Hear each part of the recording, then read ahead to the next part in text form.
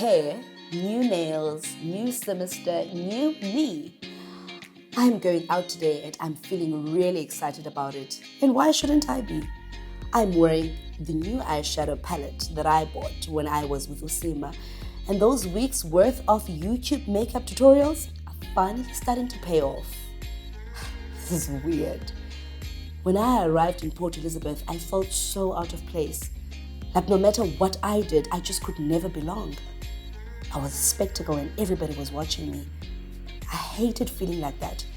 And it only got worse after that night with Utan. Amanda, no, stop it. You are not that person anymore. This year, this semester, things are different. I am in control. People might still be watching me, but at least now it's on my own terms. I am the girl moth. I am slaying today. Ooh. And I think Usima is here. Time to go. As we arrived at the house party, the so-called Sunday chillers, I could hear the noise from outside. Crowds still make me a bit anxious. So when we arrived, I sort of kind of just blurred past everyone and marched straight to the kitchen. I somehow found myself talking to this elderly lady in the kitchen who seemed to be preparing food for everyone.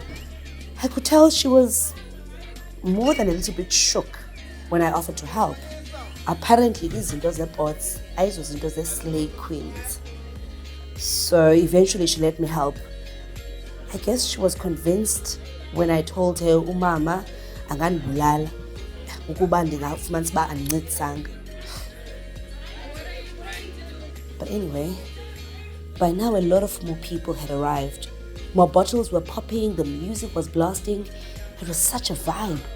But for some reason, my mind kept drifting back to the conversation I had with Umama in the kitchen about me being a slay queenish to want to help.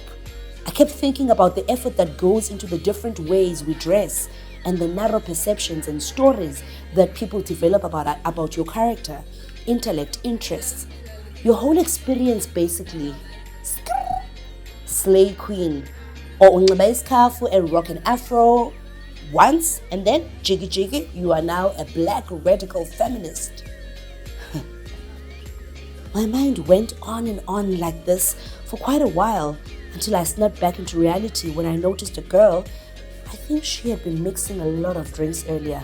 She stumbled into the room, collapsing onto the couch where this guy was seated. She tried to get up, but you could tell that she was just out of it. That's when Lokai grabs her thighs and mutters, to the applause of other guys in the room, like something like "Ilahlile away" and "Hey, I know the grand for the night."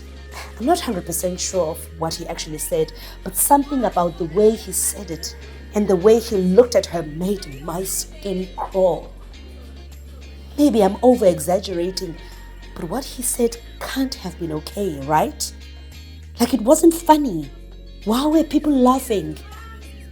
I have no idea when this rant went from thoughts to words, but all of a sudden everybody was telling me to calm down.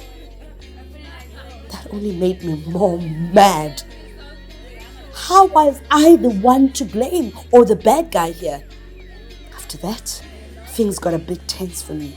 Sima was furious, he grabbed his keys and we were about to leave. I don't know what convinced him to stay. I don't know what convinced me to stay. Maybe it was the poem that kid did to break the tension. All I know is for the rest of the night, wine became my best friend. And the hookah pipe, it was dirty. Maybe that's why you see I had to ask if I smoke now.